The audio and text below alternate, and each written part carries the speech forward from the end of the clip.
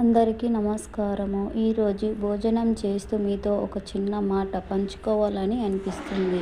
మన జీవితంలో ఎంత కష్టపడినా, ఎన్ని పనులున్నా కడుపు నిండా తినే అన్నం, మనల్ని ప్రేమించే కుటుంబం ఉంటే అంతకంటే పెద్ద అదృష్టం ఇంకోటి లేదు. ముఖ్యంగా నా పిల్లలకి, అలాగే చూస్తున్న మీ అందరికీ నేను చెప్పేది ఒకటే: అన్నం తినేటప్పుడు కోపంగా ఉండకండి, కంగారు పడకండి.